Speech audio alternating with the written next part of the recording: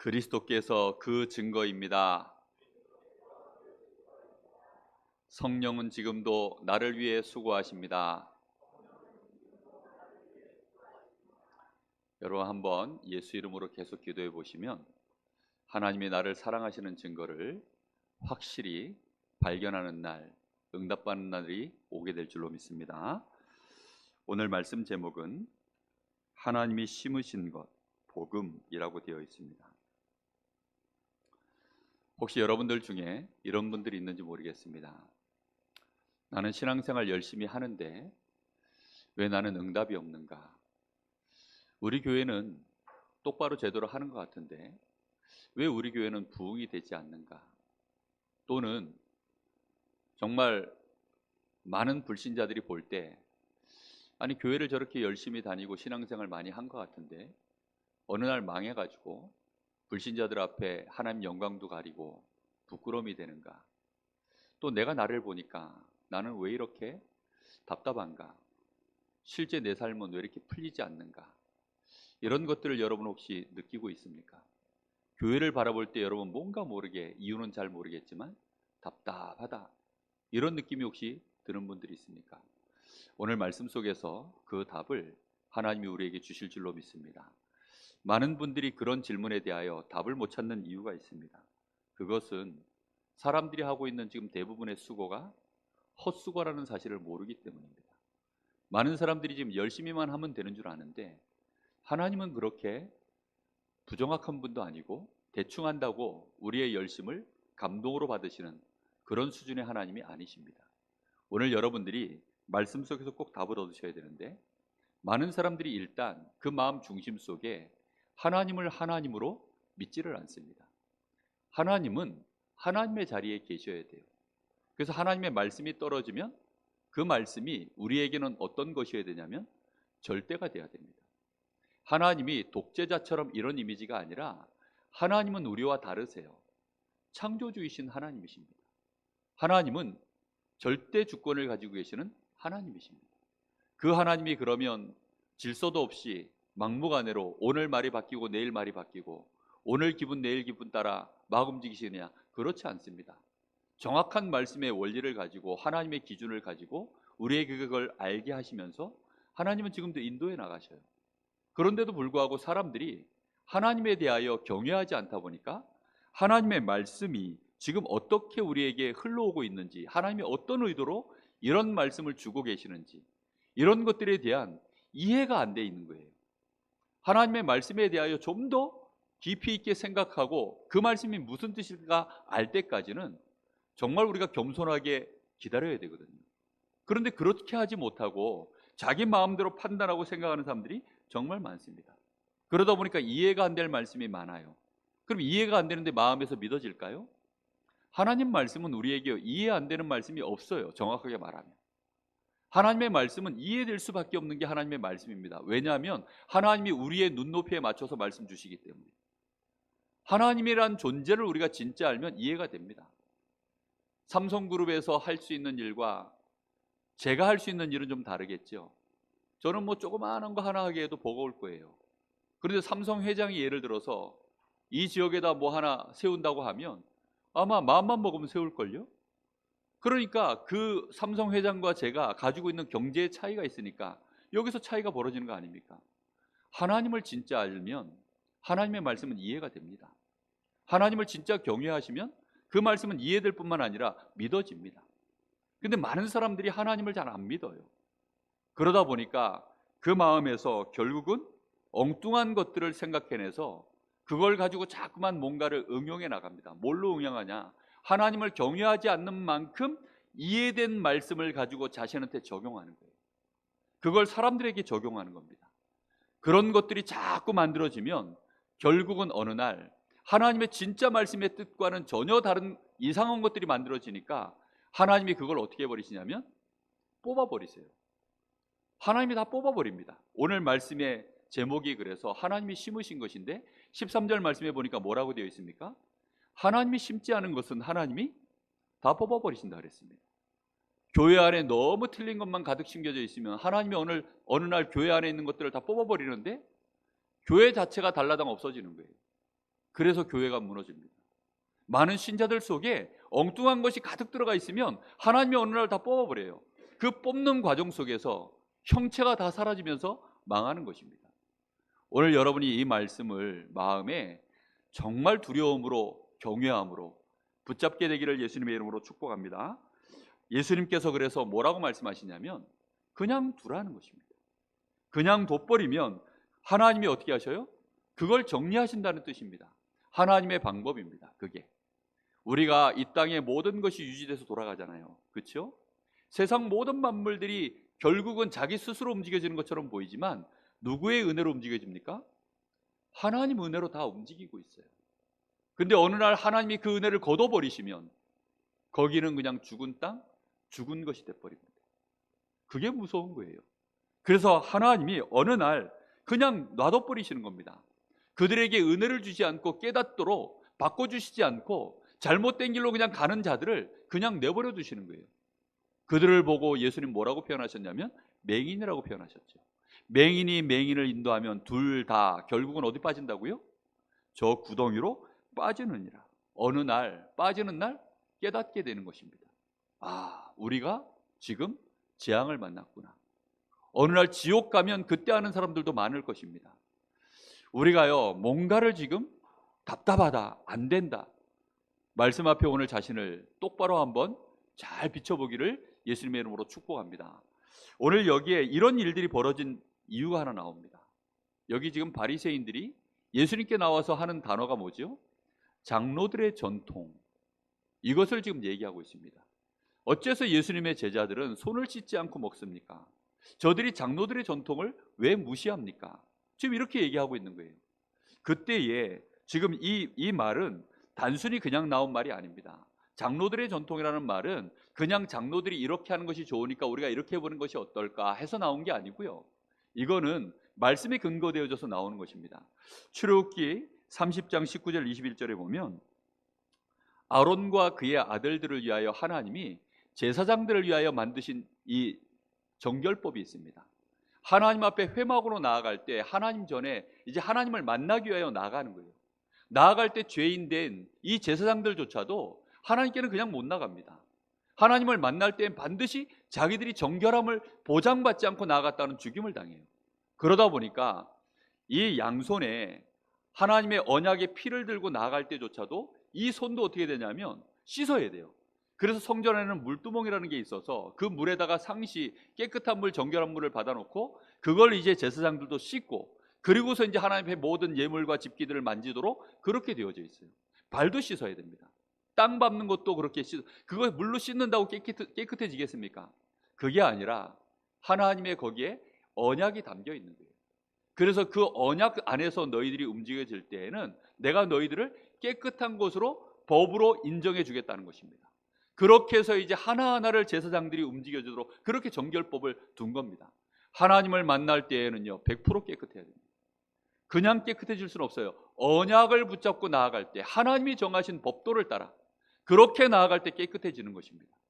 그런데 문제는 이것을 바리새인들이 이거 너무 좋은 건데 그러면 이것을 우리 일반 백성들에게도 한번 적용해 보는 것이 어떻겠냐. 음식을 먹을 때 반드시 손을 씻도록 만들고 뭔가 기도할 때도 손을 씻고 발을 씻고 이렇게 하는 것이 좋지 않겠냐. 말이 좋잖아요. 그렇죠? 그 뜻이 얼마나 좋습니까? 그렇게 하면서 평상시에 우리도 제사장과 같은 마음으로 그렇게 한번 손과 발을 씻고 하나님 앞에 기도하는 거 그게 훨씬 낫지 않냐. 기왕이면 더러운 손보다는 깨끗한 손으로 이렇게 씻고 손 모아서 기도하는 것이 낫지 않겠냐. 뭐 좋지 않습니까? 그렇게 해서 이제 하나하나 일반 백성들에게 이걸 증거하기 시작한 겁니다. 근데 문제는 지금 제사장들에게 하나님이 성전에서 진행되어지는 이 은혜는 특별 은혜입니다. 이거는 일반 은혜가 절대 아니에요. 이거는 사람들이 확대해서 자기들이 흉내낸다고 해서 되어지는 일이 그 영역을 넘어갈 일이 아닌 겁니다. 이거는 하나님이 정확하게 제사장들과 그 다음에 그 성전 안에서만 이루어져야 될 하나님의 정결 약속이에요.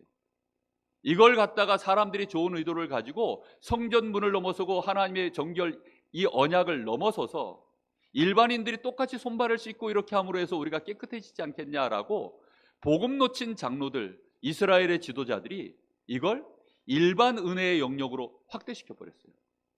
자, 이렇게 되어지면 시간이 지나면 지날수록 이제 어떤 일이 벌어질까요? 일상에서 벌어지는 일이 훨씬 많을까요? 아니면 특별히 벌어지는 일이 많을까요? 일상에서 벌어지는 일이 훨씬 많아요. 이러다 보니까 복음이 점점점 희미해집니다.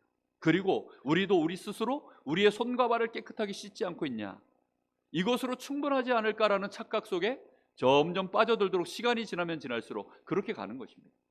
그러다 보니까 이 사람들이 원래는 순수한 의도를 가지고 그렇게 한 거예요.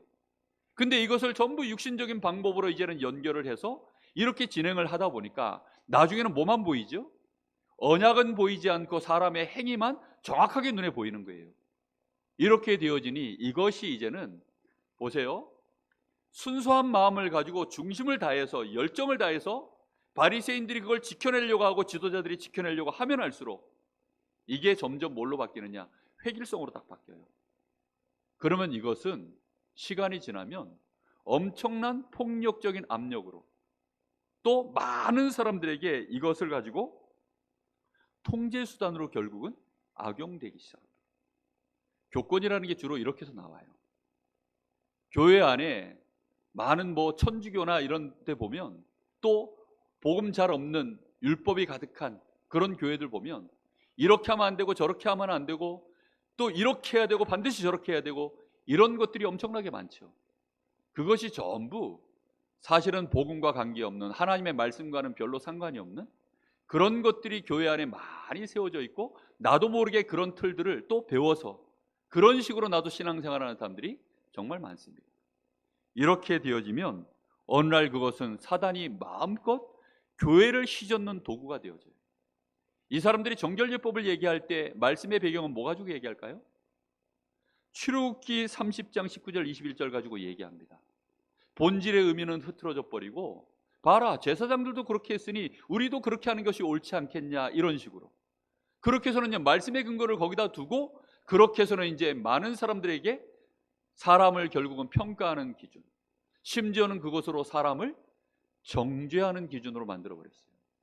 이렇게 해서는 이 바리새인들이 지금 예수님께 나와서 그것으로 질문을 던지는 겁니다. 정확하게 말하면 정죄하는 거예요. 여러분들은 어떻게 생각하십니까? 우리 기독교가 사실 많은 부분을 개혁을 해냈습니다. 그런데 사실은 개혁해내지 못한 부분들이 엄청나게 많습니다. 그런 거 하나하나를 사실은 다 우리가 없애버려야 됩니다.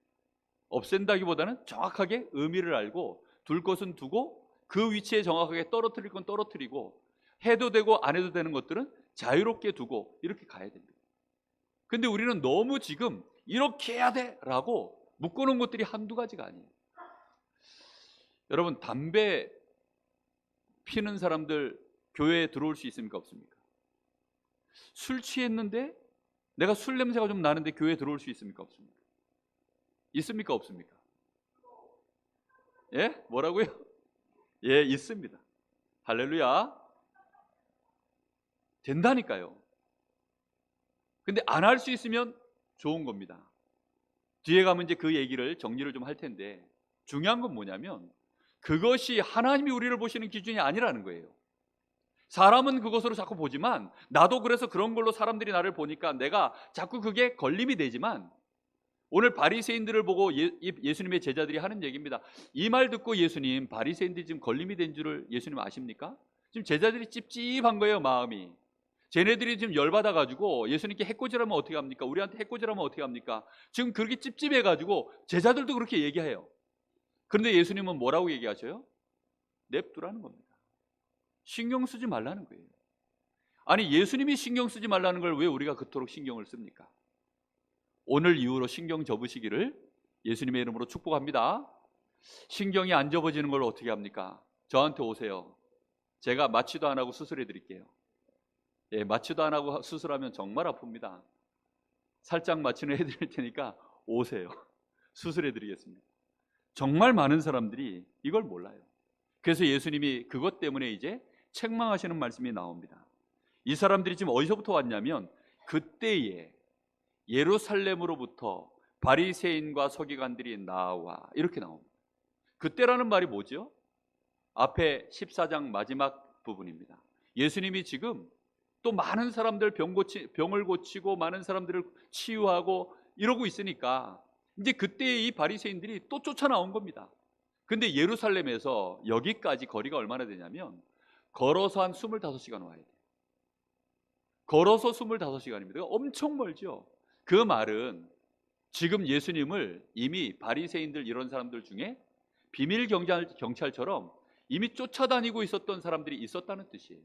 그래서 이 사람들이 예수님을 감시하고 예수님의 제자들의 행위를 감시하면서 하도 유대인의 전통, 장로들의 전통을 예수님이 다 깨버리고 다니니까 깨버리고 다니는 것처럼 보이죠. 그러니까 이제 그럴 때마다 나와서 이대로 두면 자기들의 권위가 밑바닥으로 떨어지니까 그러니까 안 되겠다 싶어서 도무지 참지 못하는 것들은 나와서 이제 거는 겁니다. 그렇게 나와서 이제 걸 때 예수님이 하시는 말씀이 이 사람들이 너희의 전통으로 너희가 어찌하여 하나님의 계명을 지금 범하느냐 이렇게 말씀합니다. 너희의 전통이라는 것이 다시 말하면 금방 얘기한 장로들의 이런 전통 이런 걸 말합니다. 하나님의 말씀하고는 아예 변질되어져 있는 것들이에요. 근데 중요한 건 뭐냐면 많은 종교가 사실은 교회도 복음 놓치면 종교화되어지거든요. 율법주의로 많이 흐르게 됩니다. 그리고 이상한 사상과 철학들이 교회를 지배하기 시작합니다. 심지어는 어떤 교회는요 우상까지 섬기는 교회들도 많이 있어요. 그리고 성도들이 실제 하나님보다 더 중요하게 생각하는 모든 것들이 탐심이고 그것은 곧 우상이라고 했는데 그런 탐심을 속에 감춰둔 채 이제 하나님의 계명을 범하는 사람들이 자꾸 나와요. 하나님의 계명을 범할 땐 여러분 어떻게 범하는 줄 아세요? 대놓고 못 범하잖아요. 그러니까 다른 방법으로 하나님의 계명을 범하는 겁니다. 자기들이 합리적인 방법을 만들어요. 그래서 어떻게 하느냐? 하나님을 이용하는 겁니다. 오늘 예수님이 예를 하나 드셨는데 5계명을 얘기하죠. 10계명 중에 다섯 번째 계명, 네 부모를 공경하라 하는 이 계명을 가지고 지금 예수님 얘기하는 거예요. 너희가 너희 부모를 공경하라 하는 주의 말씀을 너희가 듣지 않았느냐? 그리고 부모를 비방하는 자는 반드시 죽일지니라고까지 말씀하셨는데 너희는 어찌하여 너희가 부모에게 너희 아버지에게 드려야 될 것들이 그리고 부모가 원하는 것들이 있으면 그것을 부모에게 드리기가 아까워서 하나님을 핑계 삼아 하나님께 이것은 드림이 되었습니다 라고 그렇게 해버린다는 거예요.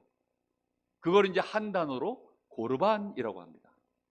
유대인의 또 예법 중에 하나입니다. 고르반이라고 해요. 그걸 한 단어로 그냥 고르반이라고. 예를 들어서 저희 황덕려 권사님이 저보고 애비야 이번에 내가 뭐 좀 해야 되겠으니 나에게 보니까 너가 돈이 얼마간 있는 것 같은데 그것 좀 나에게 주면 안 되겠니? 라고 했는데 제가 그 돈을 어머니에게 드리기가 아까워서 어떻게 하느냐? 이거 어머니 헌금할 겁니다. 이렇게 이제 하는 거예요. 그러면 내 마음에서 우리 어머니께 내가 드리지 못한 것에 대하여 아무런 거리낌이 없는 거예요. 이거는 하나님께 드림이 되었습니다 라고 그냥 내가 정당하게 그렇게 한 겁니다. 그래서 그걸 고르반이라고 딱 외쳐버리면 그냥 그걸로 이제 모든 시비가 사라지고 내 마음에서도 자유를 얻어요. 이건 누가 만든 거라고요? 고르반은? 고르바초프가 만들었습니까? 누가 만들었습니까? 이 장로들이 만든 거예요. 사람들이 하나님의 계명, 부모 섬기기 싫어하는 이 자식들이 정말 뭐 한국말로 후레 자식들이 부모 섬기기 싫어가지고 그래서 만든 겁니다. 그래서는 이런 식으로 하나님의 계명을 대놓고 깨지 못하니까 다른 방법으로 하나님 앞에 들음이 됐다 이런 식으로 해서 이건 하나님께 고르반 이렇게 해놓고 이제 안 드리는, 그리고 돌아가시면 그 돈을 자기가 쓰는 겁니다. 이런 식으로 유대인 사회에 계속 오는 거예요. 이런 식으로 하나님의 계명을 깨는 방법이 얼마나 많을까요? 간음하지 마라. 여러분, 간음하지 않기 위해서 유대인들이 쓰는 또 다른 방법이 있겠죠. 도둑질하지 말라. 그 말씀을요 깨기 위해서 또 다른 방법으로 합법적으로 자기들이 바리새인답게 자기들 들키지 않고 이렇게 하는 방법들을 계속 만들겠죠. 합리적으로 합법적으로 하나씩 하나씩 하나님의 말씀의 계명을 자기들이 지킬 수 없는 영적 상태와 지킬 수 없는 자신들의 어떤 이 마음의 상태, 오늘 여기 말씀해 보세요. 그 마음에서 나오는 것들은 뭐라고 합니까? 악한 생각, 살인, 간음, 음란, 도둑질, 거짓 증언, 비방. 근데 이걸 감춰야 되잖아요. 이걸 가진 자들이 부모를 공경할 수 있겠습니까? 이걸 가진 자들이 거짓 증언을 안 할 수 있겠습니까? 이걸 가진 자들이 살인 안 하고 간음 안 하고 어떻게 네 이웃에게 거짓 증언 안 하고 이웃의 것을 탐내지 아니하고 심지어는 하나님만을 섬기며 안식일을 거룩히 지키며 이런 게 가능할까요? 그건 안 되는 일입니다. 그러니까 이 사람들이 그걸 해내려고 하는 것처럼, 정확하게 말하면 보이려고, 하는 것처럼 보이게 하려고 수없이 다른 조항들을 만들어냈어요. 그게요 900가지가 넘습니다. 그런 식으로 유대인들이 법을 만들어놨어요. 안식일을 지키는데 안식일 못 지킬 일들이 엄청나게 많잖아요. 그러니까 또 그 안식일을 자기들이 나름대로는 난 지킨 거야 라고 자기들끼리 합의를 해가지고 또 법을 만들어요. 그래서 유대인 사회는요 정말 복잡합니다. 특히 그들이 그런 것들을 집대성에서 만들어 놓은 것 중에 하나가 탈무드라는 게 있어요. 여러분 탈무드 들어보셨죠? 그 탈무드를 읽고 나면 결론이 뭔지 아세요? 유대인들 말고는 사람이 아니다. 유대인만 사람이고 그 외 이방인들은 다 짐승이니까 네가 그렇게 알고 알아서 잘 처신을 해라. 그게 탈무드의 결론입니다. 이런 식으로 말도 안 되는 결론들이 자꾸 만들어져 가지고 하나님의 계명을 계속 범해가는 것입니다. 이러니 예수님이 뭐라고 얘기하시죠? 이 사람들은 헌금도 다 했어요. 부모 공경도 다 합니다. 거짓말 안 합니다. 도둑질 안 합니다. 틀림없이 안식일 지키고 하나님만을 섬깁니다. 그런데 실제로는 했습니까? 안 했습니까? 안 한 거예요. 그래서 외식하는 자들아 라고 말씀하신 겁니다. 입술로만, 이사야 29장 13절의 말씀을 예수님이 인용하셔서 하신 말씀입니다. 너희가 입술로만 하나님을 공경하는도다. 너희의 마음으로는 하지 않는다는 거죠. 그러면서 이 사람들이 어째서 하나님을 경외하지 못하느냐? 사람의 계명으로만 배워서 하기 때문이다. 이렇게 말씀합니다. 무엇으로 배워서 한다고요? 여러분 이사야서 한번, 오늘 여기 말씀에도 정확하게 예수님 그대로 똑같이 얘기하셨는데 한번 읽어볼까요? 여기 보면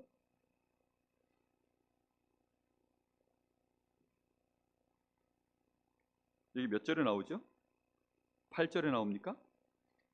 예. 외식하는 자들아 이사야가 너희에 관하여 잘 예언하였도다. 일러스되 이 백성이 입술로는 나를 공경하되 마음은 내게서 멀도다. 사람의 계명으로 교훈을 삼아 가르치니 나를 헛되이 경배하는도다 하였느니라. 무엇으로 배운다고요? 하나님의 말씀이 아닌 사람의 계명으로 그렇게 교육을 받아서 하나님을 경배하는 것입니다. 여러분 하나님의 말씀을 정말로 제대로 알 수 있는 은혜가 있기를 예수님의 이름으로 축복합니다. 그래서 강단이 참 중요합니다. 목회자가 참 중요합니다. 목회자가 어떤 칼날을 갖고 여러분 앞에 서 있느냐, 정말 목회자가 하나님을 경외하느냐 그렇지 않느냐, 외식하는 자이냐 아니냐, 이런 것은요 정말로 중요한 부분입니다. 여러분 목회자들을 위해서 기도해 주시기를 간절히 부탁합니다. 우리 교회가 올바른 목회자 키워 올리는 그런 교회가 될 수 있도록 여러분 기도해 주시기 바랍니다. 분명히 예수님이 이렇게 말씀하시고 난 이후에 그러면서 이제 하시는 말씀이 교훈을 주십니다. 제자들이 좀 걱정하죠. 바리새인들이 저렇게 마음에 걸림이 돼서 지금 저들이 저렇게 가면 어떻게 됩니까? 이때 바리새인들을 보고 예수님이 하시는 말씀입니다. 이 사람들은 지금 자범죄밖에는 몰라요. 육신을 가지고 벌어지는 일들, 하나님 앞에서 지금 범죄한 사실, 그 원죄에 대해서는요 까맣게 모르고 있습니다. 원죄도 모르죠. 그러니 원죄를 모르면 결국은 뭘 모르죠? 그리스도를 모르게 되어 있습니다. 왜요? 자신들의 법을 가지고 지켜내면 되니까요. 여러분 이 법을 못 지키면요 이 법을 지킬 수 있도록 또 다른 법을 만듭니다. 근데 이 법을 못 지키니까 나중에는 이 법을 지킬 수 있도록 또 다른 법을 만들어요. 그러니까 이 법 하나에 법 해가지고 계속 만들어 갑니다. 그래서 그걸 다 지켜내면 의인이라고 자기들끼리 그렇게 얘기합니다. 그 사람들을 보고 바리새인이라고 해요. 바울 사도가 이 법을 얼마나 잘 지켰는지, 내가 율법의 의로는 흠이 없는 자다라고 할 만큼. 그러니 이 바리새인인 이 바울 같은 경우에는 자기 안에 의가 충만했어요. 그러니 예수 믿는 사람들 쳐다볼 때에는 저것들은 자기들이 가지고 있는 이 장로들의 전통, 유대인의 율법에 의하면 죽임을 당해도 마땅하다 할 만큼 사람을 살리고 치유하고 사람을 섬기고 도와주고 이렇게 해야 되는데, 그래야 하지 못하고 하나님의 백성들이요 사람을 죽이고 정죄하는 일이요 너무나도 흔한 일이 되고 능숙해지는 일이 되는 겁니다. 교회가 그렇게 되어지면 교회는 마귀 놀이터가 되어버립니다. 교회는 절대로 하나님이 보실 때 존재 가치가 없게 되어집니다. 오히려 그런 교회를 하나님은 싫어하십니다. 그래서 저주 재앙이 계속 이스라엘에게 7번이나 내린 거예요. 지금 이 후대들에게 어떤 일이 벌어집니까? 이 맹인들은 결국은 자기 후대들까지도 끌고서 어디로 들어갔어요? 구덩이로 끌고 들어간 것입니다. 그래서 그 후대들에게 1900년 동안이나 유랑민족이 되어지는 이런 처참한 일이 벌어진 거예요. 유대인 역사 가운데, 이스라엘의 역사 가운데 7번 재앙이 벌어진 일이 전부 그런 일로 벌어진 일입니다. 오늘 여러분들의 영안이 밝아지시기를 예수님의 이름으로 간절히 축복합니다.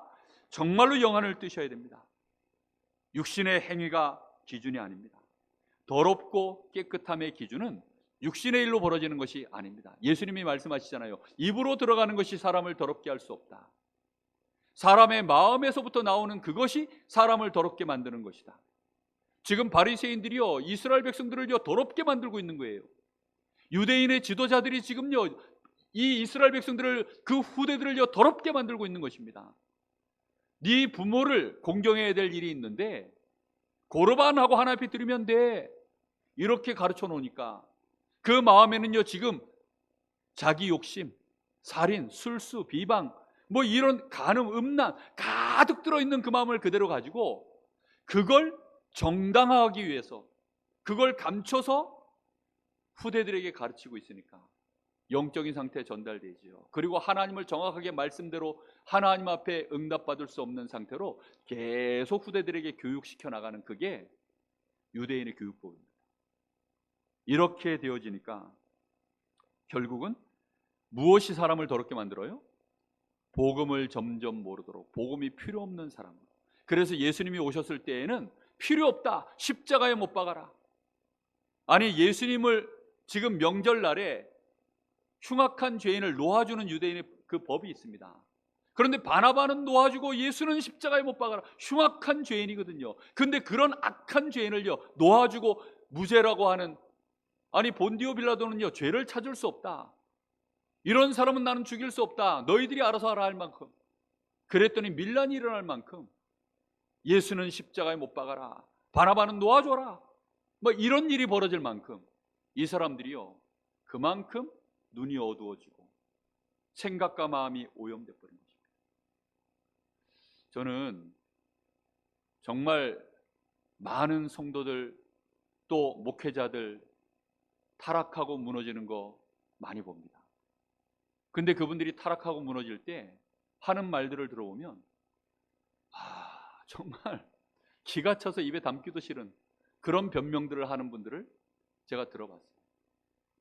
그러니까 그런 변명을 들을 때 어린 성도들이, 연약한 성도들이 그런 얘기를 들었을 때요 어떤 마음이 들까요?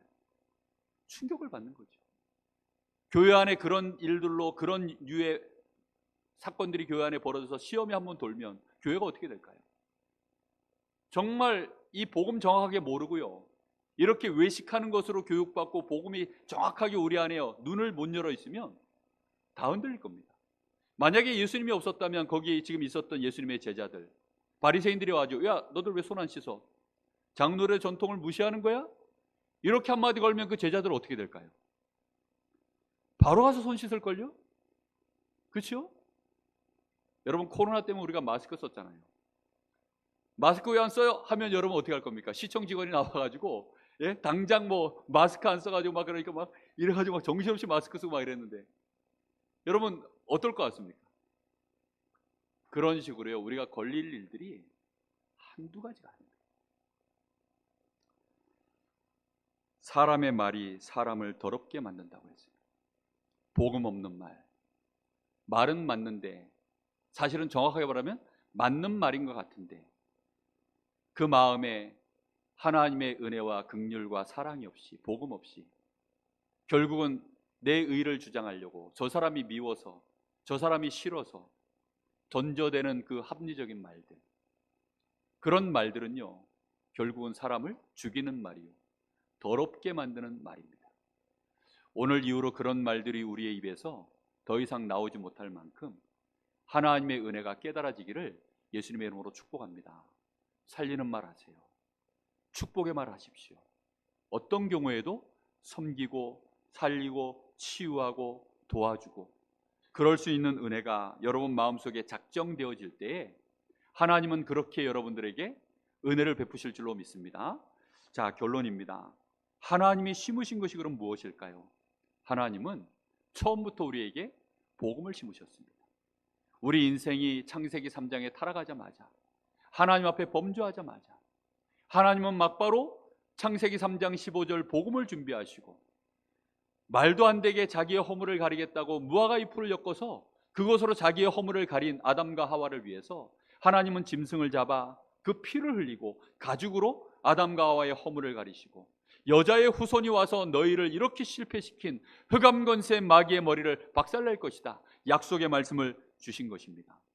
노아 시대의 모든 사람의 이 마음과 생각이, 계획 자체가 악하고 모든 생각 자체가 죄악에 물들어 있는 그 시대에, 하나님의 사람 지으셨음을 한탄하셨다는 그 시대에 하나님은 그래도 또다시 노아에게 너는 너를 위하여 네 후손들을 위하여 방주를 지어라, 생명의 방주를 하나님이 약속으로 주신 줄 믿습니다. 하나님은 우리가 살기를 원하세요. 우리가 축복받기를 원하십니다. 하나님은 우리를 사랑하시기 때문입니다. 하나님의 그 사랑과 긍휼으로 인하여서 하나님은 기다려주시는 거예요. 근데 그 기다림 속에 우리가요 또다시 방종해버리고 또다시 변질돼버리고, 오늘 우리는 말씀을 통하여서 우리 자신을 다시 한번 깨닫고 하나님의 말씀 앞에 비춰보기를 바랍니다. 창세기 12장 1절 3절에 보면 하나님이 아브라함을 부르시죠. 이 사건은 언제 벌어졌냐면 갈대아 우르에서, 저 바벨탑 사건이 벌어진 이후에 사람들이요 저 두라 평지에서 하나님 앞에 막 그 하늘 꼭대기까지 단을 한번 쌓아보자 이래가지고요, 거기에서 이제 막 바벨탑을 쌓아가는, 거기에서 하나님께 대적하고 자기들의 이름을 내자 했을 그때에 하나님이 그 사람들을 흐트러 버리시고, 그러고 나서 이제 안 되겠다, 하나님이 드디어 그리스도를 보낼 그 프로젝트를 이제 정확하게 실행시키는 그 일이 아브라함을 불러서 네 씨로 말미암아 만민이 복을 얻도록 만들겠다, 그 씨가 바로 그리스도인 줄로 믿습니다. 마태복음 1장 1절 아브라함과 다윗의 자손 예수 그리스도의 세계라. 그래서 하나님이 그 여정을 이제 오는 중에, 그러면서 중간에 하도 이 사람들이 영적으로 무너지고 사단이 공격하고 육신이 연약하니까 끊임없이 무너지잖아요. 그래서 복음 가진 백성들에게 하나님이 보호하는 울타리를 하나 주셨습니다. 그 울타리가 십계명이에요. 잠언 7장 16, 17절에 보면 이런 말씀이 나옵니다. 제가 한번 읽어드릴게요. 지나치게 의인이 되지도 말며 지나치게 지혜자도 되지 말라.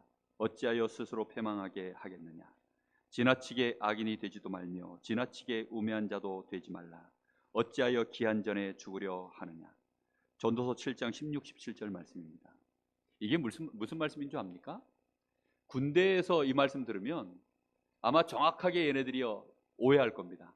아, 적당히 하라는 얘기구나. 1등도 하지 말고 꼴등도 하지 말고 딱 중간에 말하라, 튀지 마라, 이런 뜻으로 아마 이해할 것입니다. 이게 지금 그런 뜻이 아니에요. 복음 모르는 너희가, 이미 죄 가운데 있는 너희가 너무 지나치게 의인 되려고 하면 지금 이런 일이 벌어지는 거예요. 장로들의 전통이 막 만들어집니다. 무슨 얘기인지 이해됩니까? 또 그러면 우리는 완전히 범죄한 죄인이니까, 우리는 희망이 없는, 정말로 근본 죄인이니까 이런 우리는 희망 없으니 이제 우리는 그냥 막 살자. 지나치게 악인이 되고 지나치게 우매한 자가 되지도 마라. 사람들이 착각하지 말게 하려고요, 지혜자인 솔로몬을 통해서 하나님이 지금 경계로 주신 글입니다. 여러분, 하나님의 말씀은 우리에게요 정확한 울타리를 주고 계십니다. 십계명이 바로 그 울타리입니다. 오직 여호와만을 바라보라는 것입니다. 정말로 오직 여호와 한 분만을 바라보라는 것입니다. 그리고 안식일을 거룩히 지키라는 것입니다. 우상을 절대 두지 말라는 것입니다. 그러면서 네 부모를 공경하라, 이런 말씀으로요 10가지 계명을 우리에게 주셨어요. 근데 그걸 우리가 지켜낼 수 있을까요? 그거 못 지킵니다. 그런데 복음을 정말 하나님이 우리에게 심으신 이 복음, 이것을 우리가 알고 누리기 시작하면 이것이요 복음의 규모로 나옵니다. 복음 가진 자가 맨날 거짓말하고 복음 가진 자가 맨날 간음하고 이러면 구원은 받았는데 여러분 증인이 될 수 있을까요, 없을까요? 이게 안 돼요. 그러니까 이제 복음 가졌는데 내가 나름대로 구원받았고 내가 하나님 백성이라고 생각되는데 늘 내가 이상한 짓거리 하고 이러니까, 그러면 이제 그때는 양심상 또 무슨 짓 해야 되죠? 그걸 나름대로 감추는 또 이론을 만들어내야 돼요. 그렇게 해서 자꾸만 이상한 짓거리가 나오는 것입니다. 그러니 그냥 하나님 앞에 딱 서세요. 나는 혼자서 나도 모르게 간음한다. 하나님 앞에 기도하세요. 하나님, 내가 복음 더 알게 하시고 나를 치유하여 주옵소서. 무슨 말인지 이해되십니까? 술을 먹어도 성경에 보니까 술 취하지 마라, 이는 방탕한 것이다, 이렇게 말씀합니다. 술 드셔요. 그런데 맨날 술 취하고 이래가지고 방탕하게 있으면 그것도 하나님 앞에 기도하십시오. 하나님, 내가 복음 때문에, 딴 거 아닙니다. 오직 복음 때문에 하나님의 영광을 위하여, 그리고 하나님이 우리에게 주신 이 복음, 이걸로 말미암아 내가 틀림없이 구원받은 하나님 자녀 맞잖아요. 그렇죠? 내가 엄청난 천국의 축복과 하나님의 자녀된 이 은혜 속에 있는 자 내가 맞잖아요. 그런데 사람들 앞에 보여지는 것은 맨날 거짓말이나 하고 남의 돈 빌려가지고 갚지도 못하고 맨날 사람들 앞에서 이상한 소리나 하고 본이 못되고 너무 규모가 다 허물어져 있어 버리면 절대 증인이 될 수가 없잖아요. 그러니까 그것 때문에 하나님 앞에 기도하시라는 겁니다. 이걸로 서로를 정죄하고 너는 왜 그러냐 그런 말 하라고 이거 주신 게 아닙니다. 여기에 대하여 심판하시는 분은 누가 하시는 거죠? 하나님이 하시는 것입니다. 그래서 이거는 복음의 규모입니다. 그렇게 되어지면 우리는 어느 날 복음의 증인으로 하나님이 몇 대까지 세우느냐, 나를 사랑하고 내 계명을 지키는 자는 하나님이 어떻게 한다고요? 1000대까지 복을 내리시느니라 그랬습니다. 뜬금없이 갑자기 10계명을 가지고 결론을 내렸냐? 예수님이 10계명 얘기하셔가지고 그래요. 너희들의 사람의 전통을 가지고 왜 하나님의 계명을 범하느냐라고 말씀하기 때문에 우리가요 이 복음 가지고 하나님의 계명 앞에 정직하게 나를 세워도 될 만큼 우리는 이미 하나님 앞에 구원받은 하나님의 자녀요 의인으로 이미 발견되어 있는 줄로 믿습니다. 우리가 이 10계명을 다 못 지켜도 이미 우리는 의인이에요. 한 번만 마지막으로 말씀드리겠습니다. 하나님께는 점수표를 매기면 하나님이 점수를 매기잖아요. 그럼 하나님께는요 빵점하고 100점밖에 없어요. 몇 점과 몇 점만 있다고요? 70점 이런 거 없어요. 그게 종교입니다. 70점짜리를 만드는 게 종교예요. 동성애하는 사람들이 이런 이론을 만들어 가지고 야, 사람은 완벽한 이성애자는 없어. 남자들 속에도 여자 성향이 있고 여자 속에도 남자 성향이 조금씩 다 들었어. 그래서 100% 남자, 100% 여자는 없어 이러면서 그래가지고 이제 동성애자에 대한 구분을요 60몇 가지로 이렇게 구분해 놨더라고요. 그 이론 딱 들어보면요 딱 맞아요. 아, 나는 여기 몇 번째구나. 그렇게 사람의 교훈으로 자꾸만 배우는 것입니다. 그렇게 되니까 어느 날 하나님을 경외하지 못하는 거예요. 하나님은 어떻게 만드셨죠? 남자와 여자를 창조하시고 하나님이 남자가 혼자 있는 것을 보기에 안 좋아서 여자를 만드셔서 가정을 이루도록, 그게 하나님이 만드신 법입니다. 여러분, 우리는 정확하게 말씀 앞에서 내가 100점짜리 의인인 줄 믿습니다. 이 율법의 이 10계명의 이런 규모들은 응답으로 나오는 거예요. 응답으로. 알겠습니까? 어느 날 응답으로 내가 나와지는 것이지, 목회자가 이 강단에 설 사람이면 사실 10계명 정도의 응답은 받고서야 맞습니다. 아무래도 그렇겠죠? 아무도 아멘 안 하시네. 그럼 우리 교회 그냥 대충 아무나 막 섞까요? 저는 꼭 그렇게 되기를 기도하고 있습니다. 제가 좀 모자라서 여러분 앞에 죄송한 마음은 정말 크지만, 정말로 여기 서는 사람은 그래도 좀 복음으로 오랫동안 누림이 되고, 복음 안에서 많은 치유를 받고, 복음 안에서 하나님 주시는 은혜와 힘을 가져서 그래도 좀 여러분들이 개인적으로 보시거나 앞모습, 뒷모습, 옆모습을 봤을 때 그래도 좀 우리 목사님 그래도 좀 봐줄만 하구나, 목사답다, 좀 이러면 좋잖아요. 그래야 성도들도 또 희망을 보고. 그러나 혹시 못 그렇더라도 하나님의 은혜로 또 함께 갈 수 있는 여러분의 관용이 있기를 예수님의 이름으로 부탁합니다. 아멘 소리가 마음의 위로가 됩니다. 우리 믿음의 형제들 그렇게 가셔야 됩니다.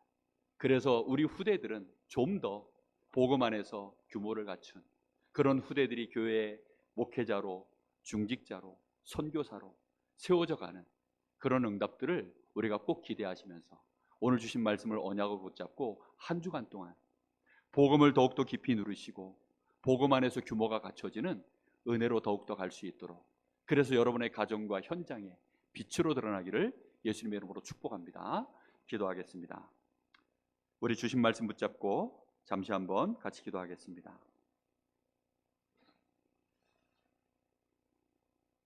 오늘 주신 말씀을 여러분 펴시고 그대로 한번 놓고 기도했으면 좋겠습니다.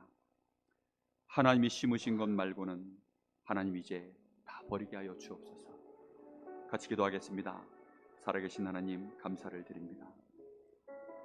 많은 교회들이 헛수고하고 무너지고 실패하는데 사람들이 알지 못하여서 장로들의 전통, 사람의 계명을 가지고 배워서 지금까지 이렇게 저렇게 무너지고 사람의 생각대로 감추고 마음에 더러운 것들을 그대로 감춘 채 그렇게 하나님 육신의 기준을 가지고 우리가 너무나 많은 것들을 쳐다보며 그것으로 하나님 저희들은 의로운 것으로 착각하고 이것이 되는 것으로 착각한 것을 하나님 오늘 저희들이 이제는 내려놓게 하여 주시옵소서.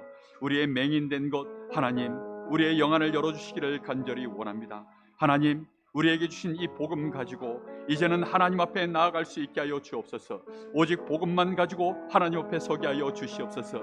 하나님께서 우리에게 주신 많은 은혜와 축복들을 하나님 놓치지 아니하도록, 우리 주님께서 말씀하시는 이 교훈을 하나님 저희들이 놓치지 아니하도록 오늘 붙잡게 하시길 간절히 원합니다. 우리 성도들이 구덩이에 빠지는 일이 없게 하여 주시옵소서. 우리 후대들이 나 때문에, 우리 성도들 때문에 하나님 구덩이에 빠지는 일이 없게 하여 주시옵소서. 이 강릉의 22만 영혼이 우리 교회들 때문에 하나님의 구덩이에 빠지는 일이 없도록 하나님 우리가 오직 복음으로만 하나님 우리의 영안을 뜨게 하여 주시옵소서. 하나님의 절대적인 기준, 하나님이 우리에게 주신 이 생명의 복음이 우리에게 능력이 되게 하시고 우리를 더욱더 치유하게 하여 주옵소서. 우리 속에 들어와 있는 이 사단이 만들어놓은 이 사단의 계명들이 오늘 완전히 박살나는 날 되게 하여 주시옵소서. 무너지는 날이 되게 하여 주시옵소서. 우리도 모르게 아버지의 사람에게 배운 계명을 가지고 우리가 착각하고 시험 들고 상처받은 것도 있습니까? 하나님 오늘 우리의 모든 의식을 내려놓을 수 있도록 주님 역사하여 주시옵소서. 이제는 오직 복음 가지고 하나님이 우리에게 주시는 이 생명의 의의 기준, 이 능력의 기준, 축복의 기준, 오직 그리스도만을 붙잡고 하나님 이제는 우리가 응답받고 일어설 수 있도록 주님 역사하여 주시옵소서. 그래서 하나님 우리 모든 성도들이 이제는 복음 안에서 새롭게 규모를 갖춰갈 수 있도록 축복하시기를 원합니다. 하나님의 말씀 그대로 하나님의 계명을 지켜나갈 수 있을 만큼 영적으로 치유되고 힘 있는 증인들 되게 하여 주시옵소서. 성도들 간에 서로를 믿음으로 쳐다보게 하시고 복음의 눈으로 쳐다보게 하셔서 서로를 아버지 위로하게 하시고 긍휼로 보게 하여 주옵시고 관용하고 수월하고 아버지 치유하고 섬기며 아버지 서로를 위하여 중보기도 할 수 있는 그런 교회가 될 수 있도록 주님이 역사하시길 간절히 원합니다. 이 지역을 바라볼 때에 하나님 우리 교회가 천대까지 증인들이 일어나는 교회 될 수 있도록 주님이 역사하여 주시옵소서. 주님이 축복하여 주옵소서.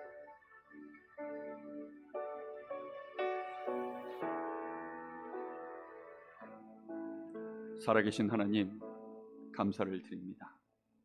오늘 우리에게 주신 말씀 그대로 하나님이 심으신 것이 우리 안에 더욱 각인되고 뿌리 내리고 체질되게 하옵소서. 복음의 규모가 갖춰질 만큼 우리에게 은혜 위에 은혜를 더하여 주시옵소서. 예수님의 이름으로 기도하옵나이다. 아멘.